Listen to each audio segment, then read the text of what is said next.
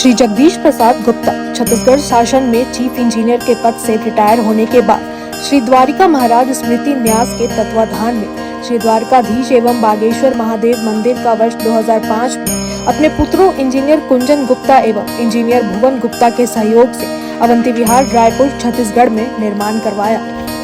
श्रीमद् भागवत कथा, राम कथा, गीता तत्व, वेदांत आदि के तात्पर्य को व्यासपीठ से कहने के कारण संतों द्वारा इन्हें आचार्य श्री जगदीश भी कहा जाता है। अपना संपूर्ण जीवन परमात्मा की सेवा में दिया। उन्होंने परमात्मा भगवान श्री द्वारिकाधीश के दिव्य गुणों और कर्मों को लेकर अभी तक 15 ग्रंथ लिखे हैं, जिन ग्रंथों को भारतवर्ष के जगत गुरु और महापुरुष संतों के द्वारा आशीर्वाद प्राप्त हुआ है।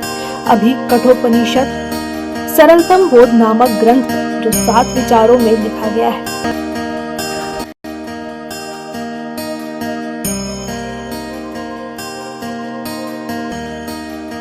एक होते हुए भी बहुतों कामनाओं का विधान करता है। इसलिए क्षर और अक्षर की सत्ता नहीं है, पर परमात्मा की स्वतंत्र सत्ता है। ब्रह्म सहित सभी चेतन की सत्ता भी इसीलिए महाप्रलय में समाप्त हो जाती है। ब्रह्म सहित सभी चेतन की सत्ता, क्षर अक्षर दोनों ही परमात्मा में रहते हैं, परंतु अक्षर अर्थात जीव क्षर के साथ संबंध जोड़कर उसके अधीन हो जाता है।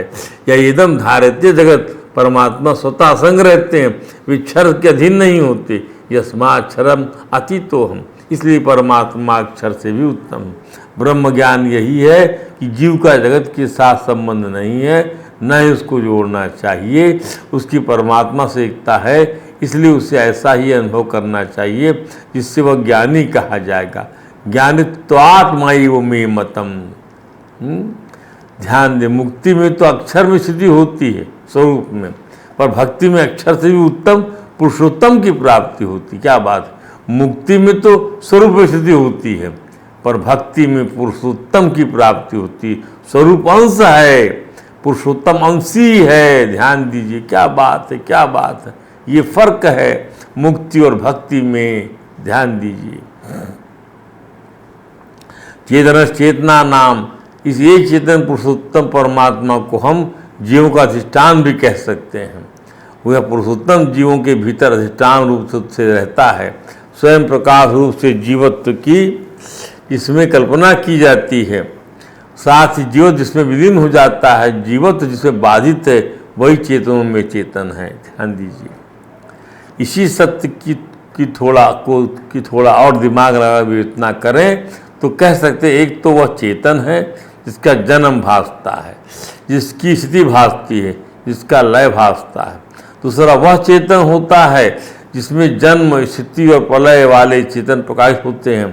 और तीसरा वह अखंड चैतन्य जिसमें परिच्छिन्न चैतन्य बाधित है।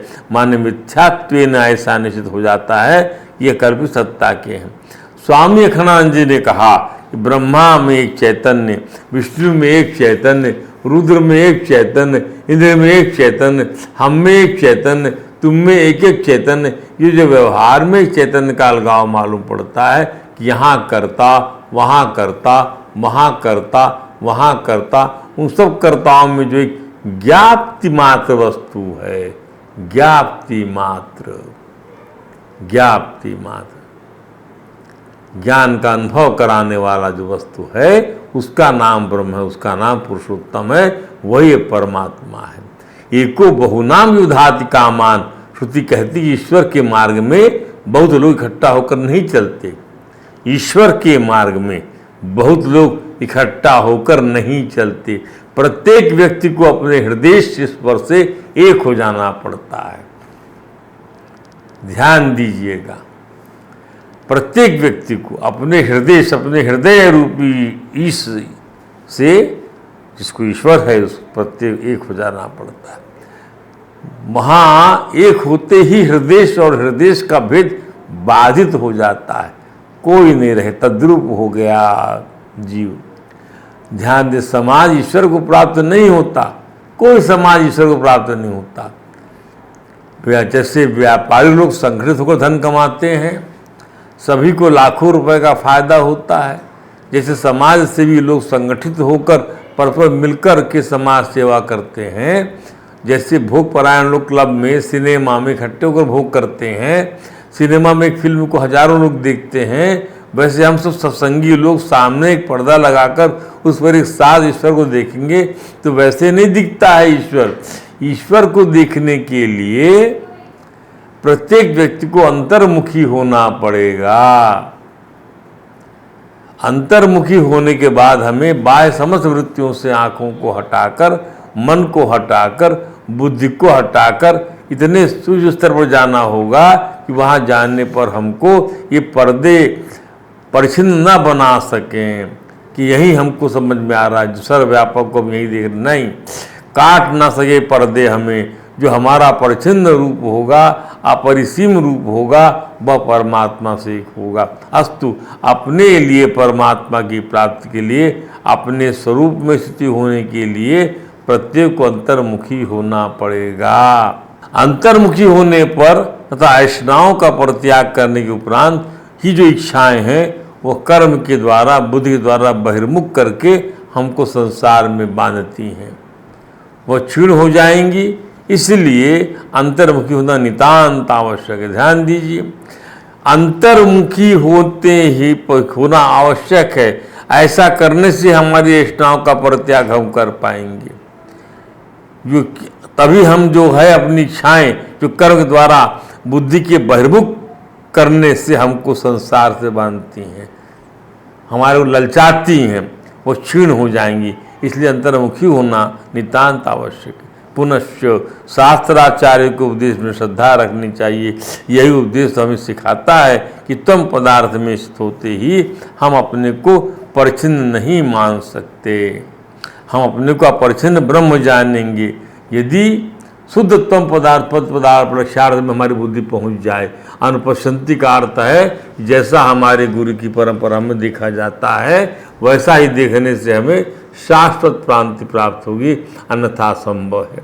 इसके बाद में नचिकेता ने कहा क्या, तदेतदिति मन्यन्ते निर्देश्यम परमं सुखम कथम नु तद्विजानीयाम किमु भाति विभाति वा। वह जो आत्मविज्ञान का सुख है वही सर्वोत्कृष्ट सुख है।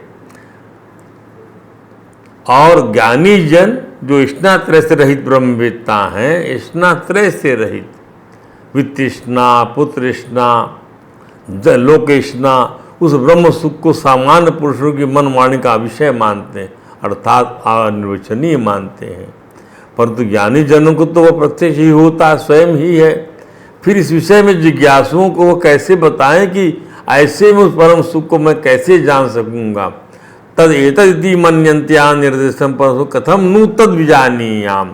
क्या वह सुख ऐसे, क्या वह सुख भाषित होता है कि उभाति विभाति वा, कि भगवान भाषित होता है कि होता है भगवान की नहीं। दूसरे शब्दों में वह हमारी बुद्धि का विषय होकर स्पष्ट अनुभव में आता है या नहीं। नचिकेता ने यह एक सीधा क्वेश्चन कर दिया भगवान यम से। भगवान यम के सामने सामान्य जनों की ओर से, जिज्ञासुओं की ओर से ब्रह्म ज्ञान को जो दुविधा थी उस युक्त प्रश्न में स्पष्ट प्रस्तुत किया है। उस परम सुख को मैं कैसे जान सकूं, कथम नु तद विजानीयाम। क्या वह सुख प्रकाशित होता है कि भाति विभाति अथवा क्या अनुभव में आता है। गीता में भगवान कृष्ण ने बताया कि ब्रह्म में अपनी स्वाभाविक स्थिति का अनुभव निम्न प्रकार से होता है। कैसे? गीता कहती, बाह्यास्पर्शे सक्तात्मा विन्द्यत्यात्मनीय सुखम सा ब्रह्म योग युक्तात्मा सुखम अक्षयम अश्नुते। बाह्य स्पर्श अर्थात प्राकृत वस्तु मात्र के संबंध को आसक्ति रहित अंतःकरण वाला, प्राकृत वस्तु मात्र के संबंध को आसक्ति रहित अंतःकरण वाला साधक अंतःकरण में जो सात्विक सुख है उसको प्राप्त होता है। वाह क्या बात! आसक्ति रहित अंतःकरण वाला, उस अंतःकरण को जो स्वाभाविक सुख है सात्विक, उसको प्राप्त होता है। फिर वह ब्रह्म में अभिन्न भाव से चित्त स ब्रह्म योग युक्त आत्मा ब्रह्म साथ में युक्त हो जाता है। अक्षय सुख अनुभव तो सुखम अक्षय मस्मृति इदम नूतन विजानीयाम। इस प्रकार वह अक्षय सुख अनुभव में शब्द स्पर्श आदि में विषयों के संयोग से जो कथित सुख मिलता है, सुख की आसक्ति मिटने पर ही वह अनिर्वचनीय परम सुख या अक्षय सुख अनुभव में आता है। ये नश्वर सुख जैसे मिटता है, उसकी ललक चाह मिटती है, वह अपने आप उस सुख अनुभव में आता, अक्षय सुख। उस परम सुख के अनुभव में आने की योग्यता है कि प्रकृति के संयोग से मिलने वाले सुख की आसक्ति का अत्यंताभाव ही वह योग्यता है। क्या बात है! प्रकृति के संयोग से मिलने वाले सुख की आसक्ति का अत्यंताभाव ही वह योग्यता है। वह सुख, उसका सुख जो रस आनंदमय ले रहा हूँ, वो ये भोजन क्या देगा, ये भोग क्या देगा, ये प्रकृतिजन भोग क्या मुझे देंगे, जो मैं उस रस को ले रहा हूँ जो प्रकृति जन्य भोगों से अतीत है, अत्यंता भाव है जहाँ पर जन्य भोगों का। ये तो संबंध देह से अतीत है वह सुख। तो ऐसा अत्यंता भाव हो जाए, प्राकृतिक संयोग से मिलने वाले सुख की आसक्ति का अत्यंता भाव ही वह योग्यता है। ब्रह्म के परम सुख का अनुभव करा सकती है। एक बात और, जिन साधनों की आसक्ति मिटी नहीं है पर जिनका उद्देश्य आसक्ति को मिटाने का हो गया है, उन्हें भी आसक्ति रहती श्रेणी में मान लेना चाहिए कि भाई मैंने उद्देश्य बना लिया है, मिटी नहीं है। और विश्वास करना चाहिए कि कालांतर में कृपा हो जाएगी नारायण की, परम सुख का अनुभव हमें भी प्राप्त हो जाएगा। नहीं मिटी आसक्ति कोई बात नहीं, अत्यंता भाव नहीं हुआ कोई बात नहीं, लेकिन हमारा लक्ष्य बन गया है क्या कि हमको ये जो है आसक्ति को मिटा देना है, आसक्ति श्रेणी रहित श्रेणी में हमको अपने आप को लाना है। कभी कभी हमारा जो मन बहक जाता है उसको भी हम साध लेंगे तो भी हमको परम सुख का अनुभव हमको हो जाएगा। भगवान ने इतना हमको कितना ग्रेस दिया हुआ है। प्रिय को प्राप्त होकर हर्षित होना और अप्रिय को प्राप्त होकर उद्विग्न नहीं होना, यह स्थिति ब्रह्मज्ञानी की होती है, निश्चित की होती है। अस्तु स्थिति को प्राप्त करने के लिए बाह्य स्पर्श आसक्ति रहित होना आवश्यक है। तो ब्रह्म सुख के अनुभव की बात करने से अच्छा यही है कि बाह्य स्पर्श को समझने की बात करें। ब्रह्म सुख तो अपने आप प्राप्त हो जाएगा। नचिकेता का वाच्यार्थ भले ही ब्रह्म सुख का अनुभव है, परंतु यहाँ तक के उद्देश्य में उसने बाह्य सुख को तिलांजलि पहले ही दे दिया था, ध्यान दीजिएगा। उसका प्रश्न अन्य साधनों की निष्ठा को दृढ़ करने के लिए ही माना जाएगा। उत्पत्ति विनाशशील वस्तु मात्र का नाम बाह्य स्पर्श है। उत्पत्ति विनाशशील वस्तु मात्र का नाम बाह्य स्पर्श है। आप जो उत्पन्न होने वाली वस्तु है, विनाशशील होने वाली वस्तु है, उसका ही नाम बाह्य स्पर्श है, चाहे उसका संबंध बाहर से हो या अंतःकरण से। जब तक बाह्य स्पर्श से आसक्ति रहती है तब तक अपने स्वरूप का अनुभव नहीं होता। बाह्य स्पर्श निरंतर बदलता रहता है, पर आसक्ति कारण उसके बदलने पर दृष्टि नहीं जाती। अरे लगाव जो बना रहता है कि बदल रहा है, वहाँ दृष्टि नहीं जाती। नहीं नहीं नहीं, हमेशा हम युवा बने रहेंगे, हमेशा वह युवा बनी रहेगी, हमेशा ये भोजन हम खाते रहेंगे। आसक्ति बनी हुई है तो बदलाव पर हमारा ध्यान नहीं जाता। पर इसी आसक्ति कारण तो पदार्थों को अपरिवर्तनशील स्थिर मानने से मनुष्य उनमें सुख लेता है। अरे उसको परिवर्तनशील मानो, अस्थिर मानो, परंतु वास्तव में पदार्थ सुख नहीं है। सुख पदार्थों के संबंध विच्छेद से ही होता है। क्या बात है! इसलिए सुसुप्ति में जब पदार्थों के संबंध की विस्मृति हो जाती है तब सुख का अनुभव होता है। बाह्य पदार्थों का संबंध अवास्तविक है, पर परमात्मा के साथ हमारा संबंध वास्तविक है, सत्यपरक है, सत्य है। मनुष्य सुख की इच्छा के से बाह्य पदार्थों के साथ अपना संबंध मान लेता है, पर परिणाम में उसको दुखी दुख प्राप्त होता है। गीता में भगवान कहते हैं, ये ही संस्पर्शजा भोगा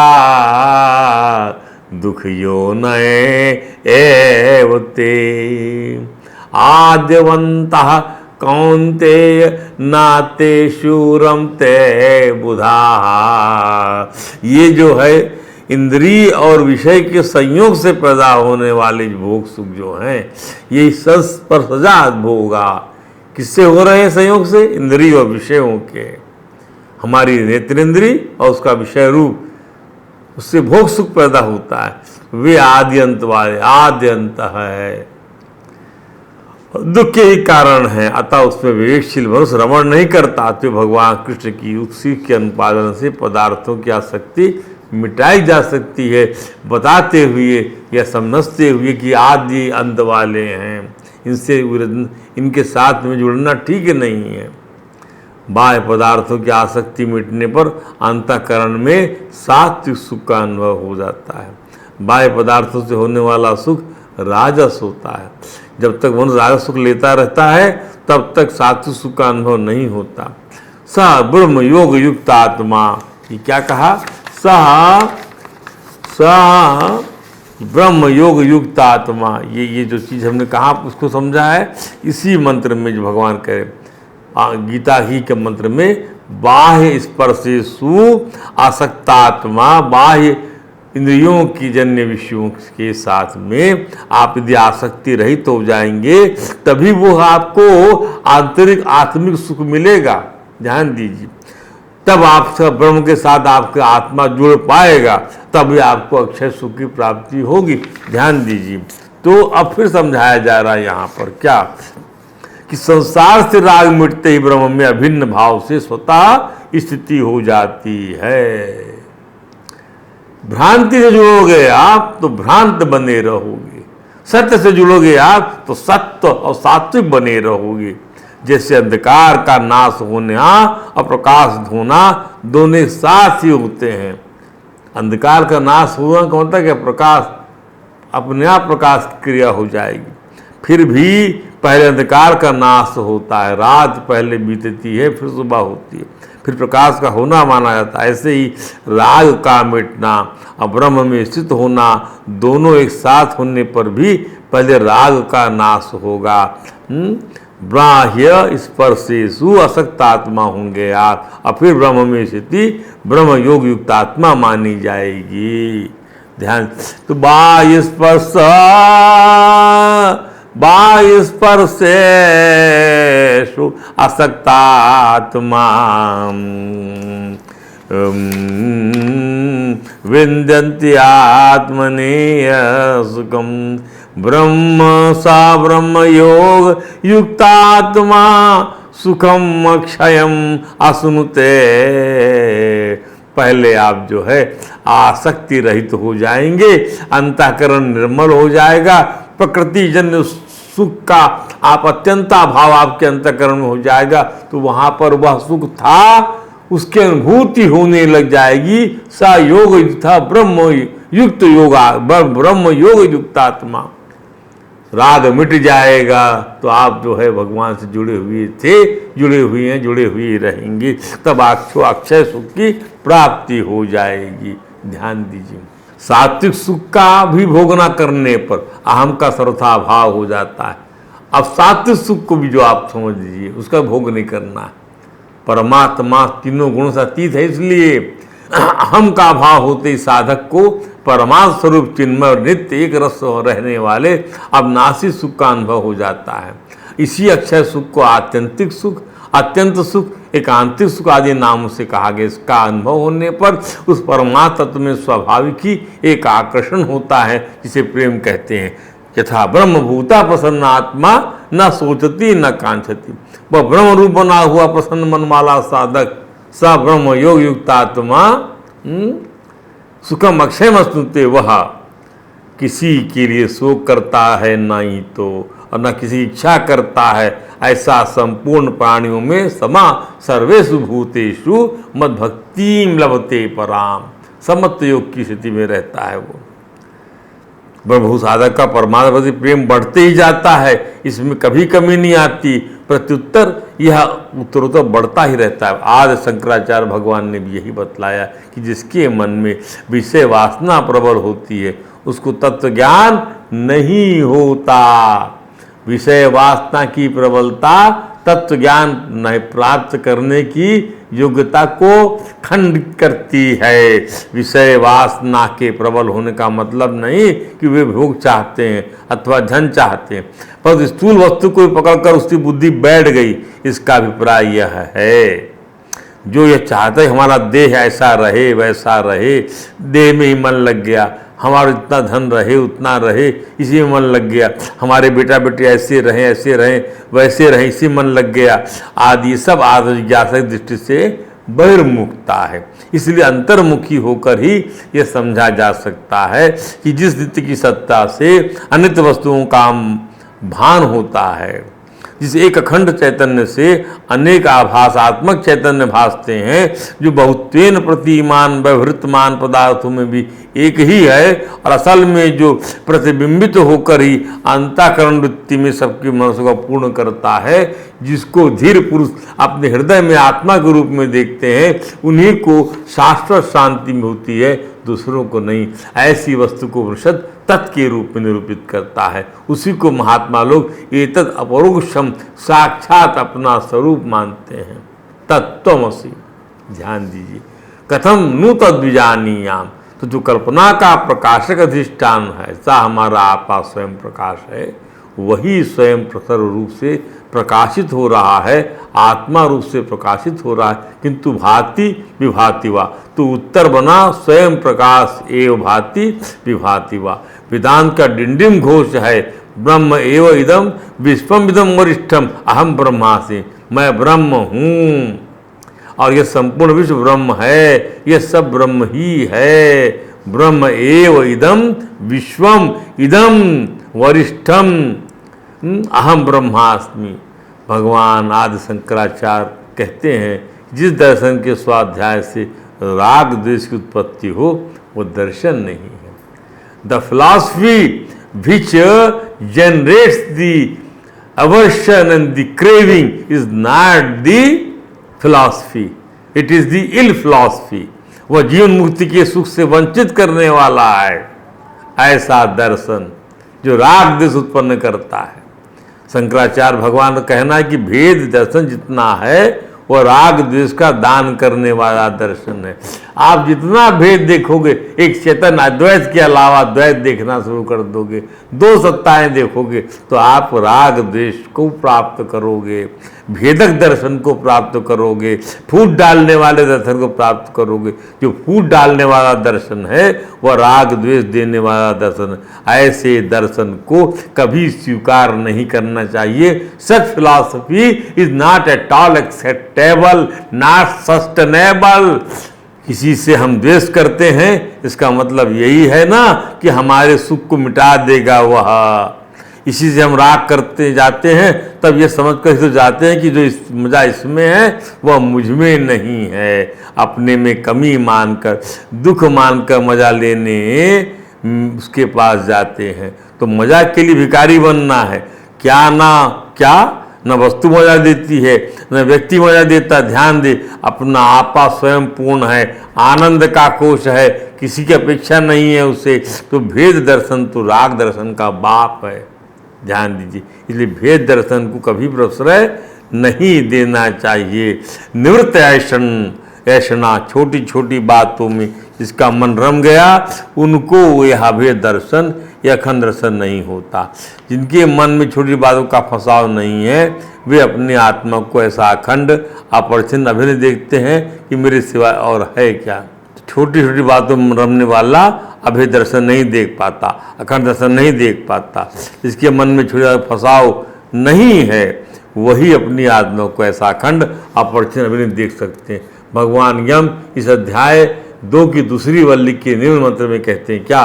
न तत्र सूर्यो भाति न चंद्र तारकम नेमा विदतो भांति कुतोयम अग्नि तमेव भांतम अनुभाति सर्वम तस्य भाषा सर्वमिदं विभाति। इसको कुछ अंश आपको समझाते हैं, कुछ आपको कल बताएंगे इसके बारे में। तो वो क्या है, वहाँ सूर्य नहीं चमकता, न तत् सूर्यो भाति। भगवान का एक धाम है जहाँ पे आत्मा का शासन है, परमात्मा का शासन है, ब्रह्म का शासन है, जहाँ भगवत्ता व्याप्त है कण कण में, वहाँ पर न चंद्रमा चमकता, न सूर्य चमकता, न तारागण चमकते, न तत् सूर्यो भाति। There no sun shines, nor the moon shines, nor the entire stars shine. Nemo vidato bhanti. Even that electricity does not,